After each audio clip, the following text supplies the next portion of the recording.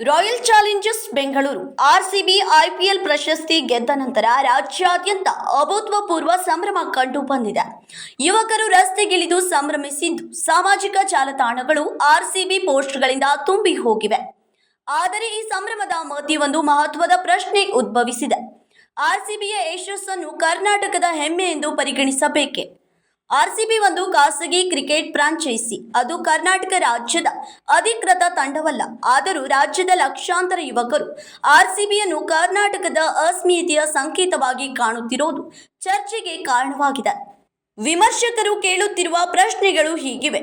ಕರ್ನಾಟಕದ ಎಷ್ಟು ಜಿಲ್ಲೆಗಳಲ್ಲಿ ಆರ್ಸಿಬಿ ಕ್ರಿಕೆಟ್ ಅಕಾಡೆಮಿಗಳನ್ನು ಸ್ಥಾಪಿಸಿದೆ? ಗ್ರಾಮೀಣ ಪ್ರದೇಶದ ಎಷ್ಟು ಪ್ರತಿಭಾವಂತ ಕ್ರಿಕೆಟಿಗರನ್ನ ಬೆಳೆಸಿದೆ? ರಾಜ್ಯದ ಕ್ರೀಡಾ ಮೂಲಸೌಕರ್ಯ ಅಭಿವೃದ್ಧಿಗೆ ಎಷ್ಟು ಹೂಡಿಕೆ ಮಾಡಿದೆ? ಕರ್ನಾಟಕದ ಯುವ ಆಟಗಾರರು, ಕೋಚ್ಗಳು ಮತ್ತು ಸಹಾಯಕ ಸಿಬ್ಬಂದಿಗೆ ಎಷ್ಟು ಅವಕಾಶ ನೀಡಿದೆ? ಕನ್ನಡ ಭಾಷೆ, ಸಂಸ್ಕೃತಿ ಮತ್ತು ನಾಡಿನ ಪರಂಪರೆಯನ್ನು ತನ್ನ ಬ್ರ್ಯಾಂಡಿಂಗ್ನಲ್ಲಿ ಎಷ್ಟು ಪ್ರತಿಬಿಂಬಿಸಿದೆ? ವಿಮರ್ಶಕರ ಅಭಿಪ್ರಾಯದ ಪ್ರಕಾರ ಕರ್ನಾಟಕದ ಜನರ ಅಪಾರ ಬೆಂಬಲವನ್ನ ಪಡೆಯುತ್ತಿರುವ ಆರ್ಸಿಬಿ ರಾಜ್ಯದ ಕ್ರೀಡಾ ಬೆಳವಣಿಗೆ ಮತ್ತು ಯುವ ಪ್ರತಿಭೆಗಳ ಪೋಷಣೆಗೆ ಎಷ್ಟು ಕೊಡುಗೆ ನೀಡಬೇಕಾಗಿದೆ. ಇನ್ನೊಂದೆಡೆ ಕೆಲ ಸಾಮಾಜಿಕ ಚಿಂತಕರು ಯುವಕರ ಆದ್ಯತೆಗಳ ಬಗ್ಗೆಯೂ ಪ್ರಶ್ನೆ ಎತ್ತುತ್ತಿದ್ದಾರೆ. ಇಂದಿನ ಅನೇಕ ಯುವಕರು ಆರ್ಸಿಬಿಯ ಆಟಗಾರರ ಅಂಕಿಅಂಶಗಳನ್ನು ಸುಲಭವಾಗಿ ಕೇಳಬಲ್ಲರು. ಆದರೆ ಬಸವಣ್ಣ, ಕಿತ್ತೂರು ರಾಣಿ ಚೆನ್ನಮ್ಮ, ಸಂಗೊಳ್ಳಿ ರಾಯಣ್ಣ, ಕೆಂಪೇಗೌಡರು, ವಿಜಯನಗರ ಸಾಮ್ರಾಜ್ಯದ ಇತಿಹಾಸ ಅಥವಾ ಕನ್ನಡ ಮಹಾನ್ ಸಾಹಿತಿಗರ ಕುರಿತು ಅಷ್ಟೇ ಆಸಕ್ತಿ ತೋರಿಸುತ್ತಿದ್ದಾರೆ ಎಂಬ ಪ್ರಶ್ನೆ ಕೇಳಲಾಗುತ್ತಿದೆ. ಕ್ರಿಕೆಟ್ಗಳನ್ನ ಪ್ರೀತಿಸುವುದು ತಪ್ಪಲ್ಲ, ಒಂದು ತಂಡವನ್ನ ಬೆಂಬಲಿಸುವುದು ತಪ್ಪಲ್ಲ. ಆದರೆ ಒಂದು ಖಾಸಗಿ ಫ್ರಾಂಚೈಸಿ ಮೇಲಿನ ಅಭಿಮಾನವನ್ನೇ ಕರ್ನಾಟಕದ ಹೆಮ್ಮೆ ಎಂದು ಭಾವಿಸುವುದು ಸರಿಯೇ ಎಂಬ ಚರ್ಚೆ ಇದೀಗ ಸಾರ್ವಜನಿಕ ವಲಯದಲ್ಲಿ ಆರಂಭವಾಗಿದೆ.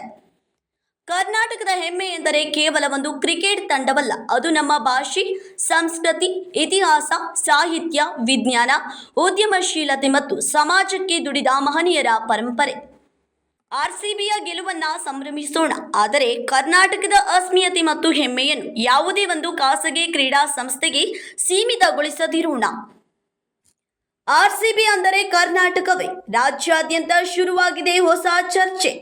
ಆರ್ಸಿಬಿಗೆ ಕೋಟಿ ಕೋಟಿ ಅಭಿಮಾನ, ಕರ್ನಾಟಕಕ್ಕೆ ಏನು ಲಾಭ? ಯುವಕರು ಆರ್ಸಿಬಿ ಮೋಹದಲ್ಲಿ ಕರ್ನಾಟಕದ ಇತಿಹಾಸ ಮರೆತಿದೆಯೇ? ಕ್ರಿಕೆಟ್ ಫ್ರಾಂಚೈಸಿ ಹೆಮ್ಮೆಯ? ಕರ್ನಾಟಕದ ಅಸ್ಮಿತೆ ಹೆಮ್ಮೆಯ? ರಾಜಿ ರೇಮಟ್, KMM ಕನ್ನಡ ನ್ಯೂಸ್, ಬೆಳಗಾವಿ.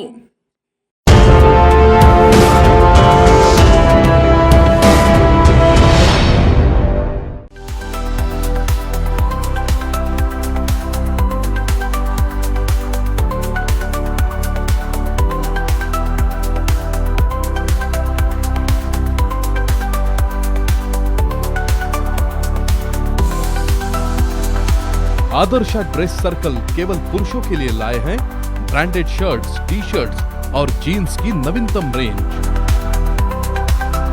आदर्श ड्रेस सर्कल, खड़े बाजार, बेलगावी।